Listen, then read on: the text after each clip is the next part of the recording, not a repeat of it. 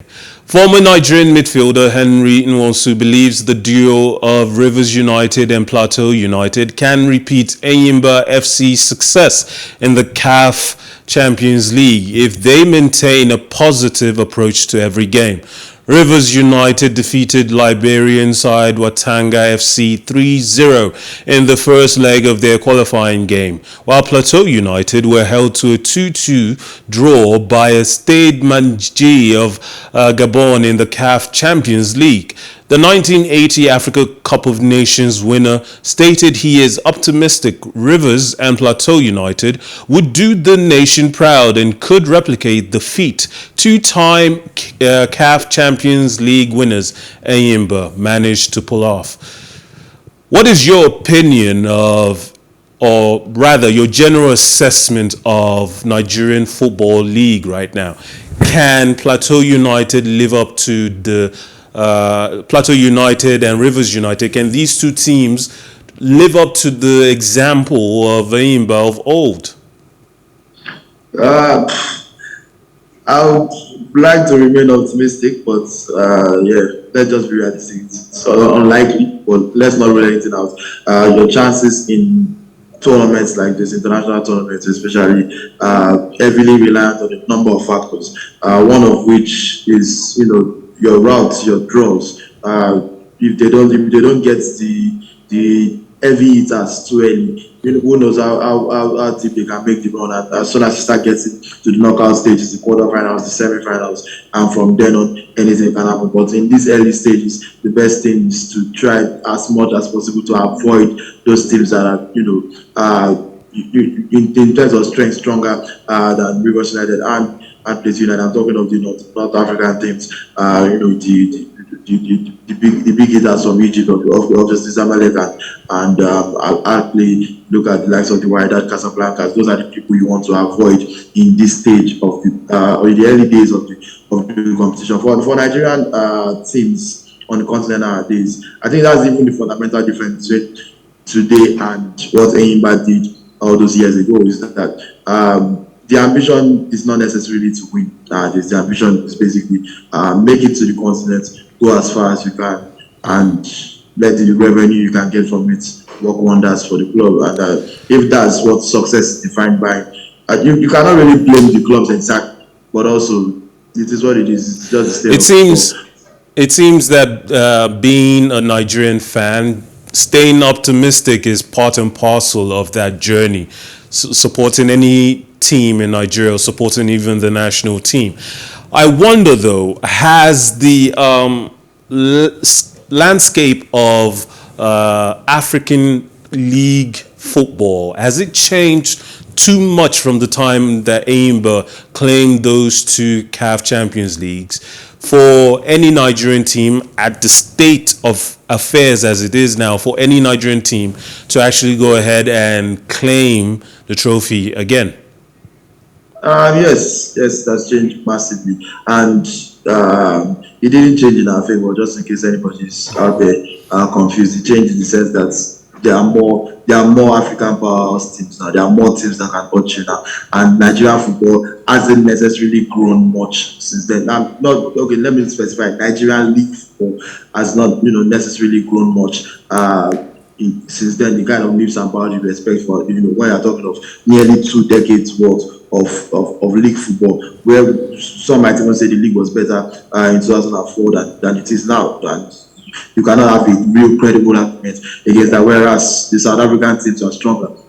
You've seen Mamelodi Sundowns win the Champions League in recent time, which is something that at the time it wasn't. South African teams were not teams for Nigerian teams to worry about by the time Enyimba won it. Mostly focus on the North African giants and all that. So yes, it has changed, but it's not looking good for us. The other teams from other African countries have gotten better, and while Nigerian teams have just repeatedly gotten worse. In your assessment, have other African countries invested more, or have we, Nigeria, invested less in our league football? Combination of both. Yeah, definitely a combination of both. We are investing, but like Not enough. the landscape of not enough, and also the landscape of Nigerian league football is also quite limited. A lot of the teams are government owned. It's in fact fitting our talking about the now, because when they won it, everybody knew that the administration in charge at the time was very keen on football, and that's basically, it tells you everything you need to know about Nigerian team. I do wonder. The fact is, when you look at the European leagues, Spain, Germany, France, English Premier League, all of these countries have an influx of foreign-based players from across from European countries, but also from Argentina, from Mexico, from Brazil, from Colombia. All of this, as especially in recent years regarding the Premier League, the English Premier League, it has really improved the technical prowess of the kind of football being played there. Do we need to start recruiting? Do clubs in Nigeria need to start recruiting some of these foreign-based players who are from Argentina, from other parts of South Africa, South America, and maybe even Europe, who maybe aren't capable of breaking into the elite top-level European clubs, but can come to Nigeria and sort of, through their own philosophy of football, start to influence ours so that we can catch up? We've had quite a few in recent years. If I recall quite correctly, Plateau, that Ghanaian first choice goalkeeper for a while was an Neymar player. There was a Brazilian player on FC Fine, but I think even their manager was Brazilian for a while, Everton. So yes, that is a line that it will work, but also to say plainly, we can't afford it. That's basically it. And anyone that does come is clearly not good enough, like to the standard to raise the quality of our league. All right, let's move now to Europe. Borussia Dortmund plans an all-out effort to stop Manchester City's star striker Erling Haaland. Coach Edin Terzic said on Tuesday, ahead of their Champions League match. The two clubs are set to meet on the pitch in Manchester's Etihad Stadium later today to compete in their second Champions League group match. Terzic further acknowledged the quality of Manchester City's current squad and considers the English side among top favourites to finish this season successfully.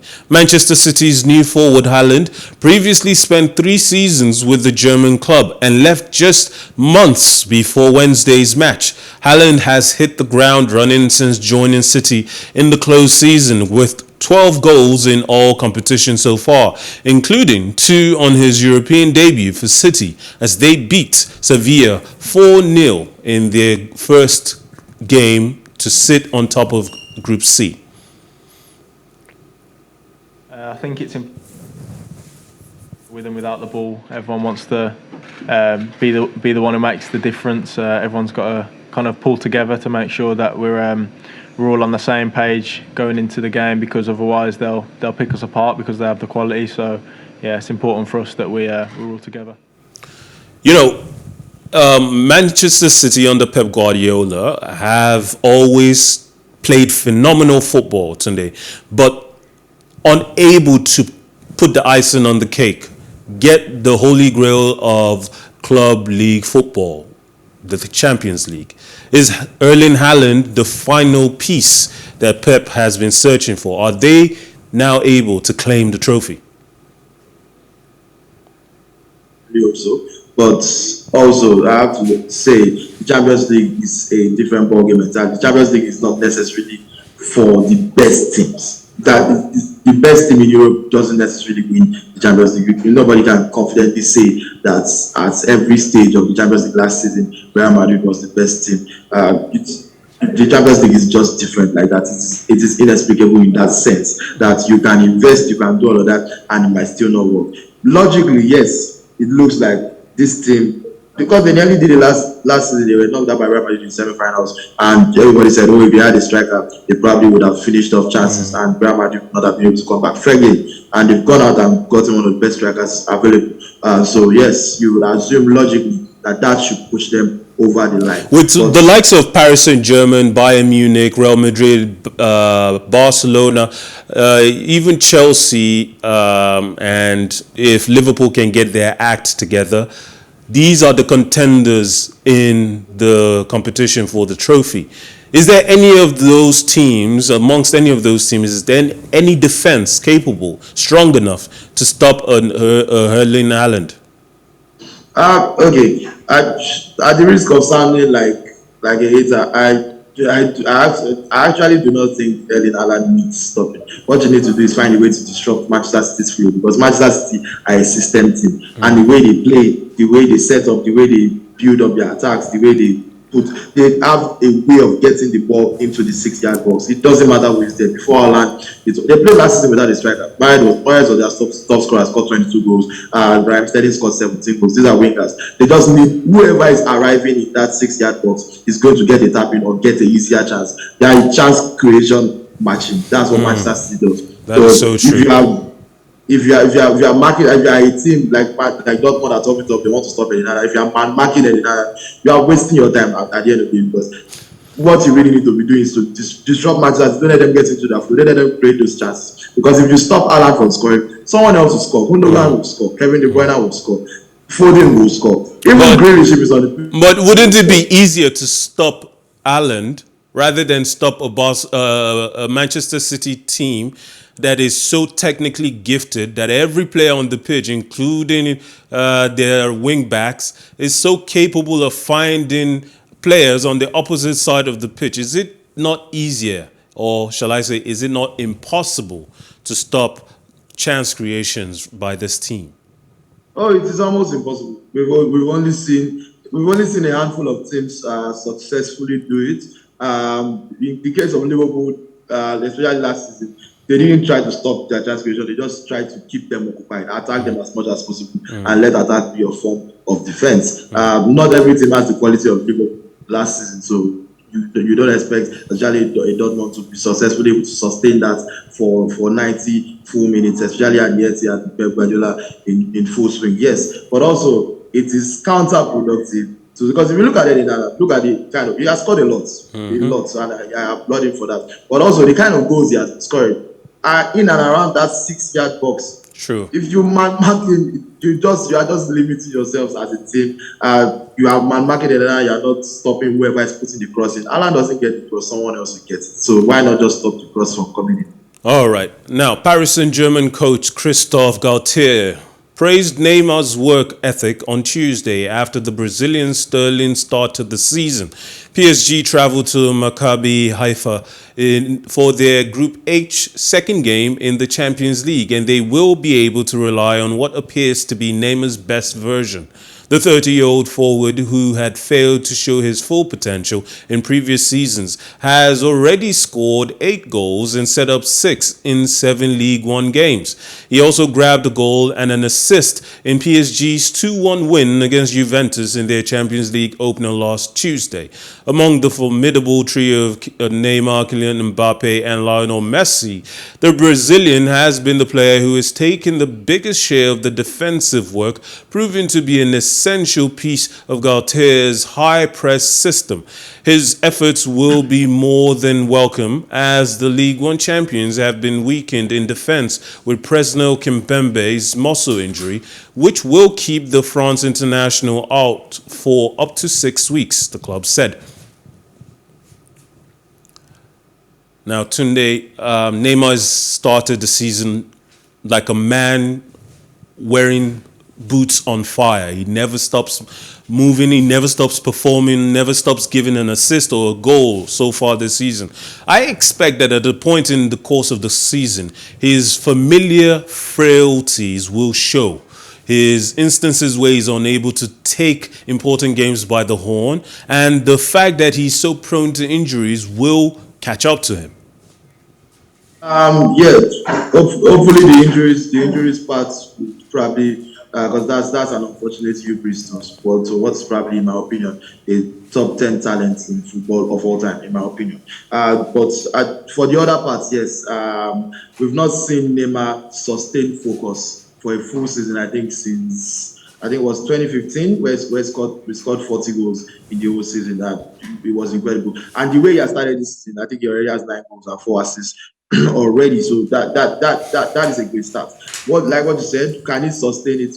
You only have to wait and see and find out. But that's why you have Messi. That is why you have Mbappe. So it shouldn't hurt PSG's chances too deeply. PSG will be.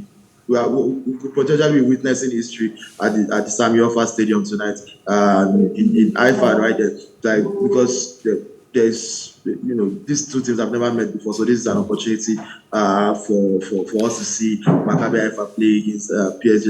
That's the beauty of the Champions League. I think it might be safe and wise for Gaultier though to not show his full hand. PSG can win this without their full complement of their superstars. Tunde, when you assemble a team with the kind of talent that PSG has assembled in Neymar, Kylian Mbappe, and Lionel Messi, these players are as talented as they are, and they make the kind of difference that you hope for from star players because they have such strong egos. We've already heard stories about a fallout between Neymar and Mbappe, and Mbappe's new contract has created a huge power dynamic that is in his favor because the club is more interested in keeping him, who is still in the prime of his abilities and likely will get better, whereas Neymar is gradually going to fade out and Messi isn't exactly a spring chicken. Might that disharmony come back in the middle of the season, and might it be the cause that will derail PSG's ambitions in the Champions League, even under a disciplinarian coach like Gaultier? Exactly, and that's PSG's biggest concern because nobody can fault their quality on the pitch. But like I said, that's why I don't see them as the favorite for the Champions, despite their incredible on-pitch talent. It's just, can they tame those egos? We've seen some worrying signs from Mbappe this season already, displaying on and off the pitch. We don't know if it's been over-reported. We don't know if it's been twisted. I give the allowance for that. There's a possibility that that's what's happening. But also, just in case that's not, I don't know if Gaultier has the required clout to get these players to get in line. Let me use that word, because yes, these are you can say maybe, Mbappe is probably the highest earning player in the world right now, I believe, and it's on a 2-year contract with an option to make it a 3-year if he wants. He basically has director of football duties at PSG, and he's adored by the whole of France and Paris. They had to the world leaders of Qatar and France had to call him to beg him to stay in PSG. He's that guy. And then you are looking at the likes of Messi with all that he has achieved, Neymar with all that he has achieved, and Gaultier, even though he won the French League with Leo, does not match up in terms of those achievements, and those players know that. So will he be able to get them to fall in line? They can adhere to his vision in terms of tactics, in terms of pitch, but be able to adhere to his. Tunde, thank you so much. Thank you so much. I know we could talk on and on and on. And with the Champions League matches that are coming up tonight, we are bound to see some exciting results. Thank you for joining me and Plus Sports on PlusTvAfrica. Tunde? Thank you for having me. Hopefully we can have you back again soon. My name is Mikhail Tinubu. As always, it's a pleasure having you join us here on Plus Sports and PlusTvAfrica. Do have a wonderful day, and remember, life is never boring with some sports.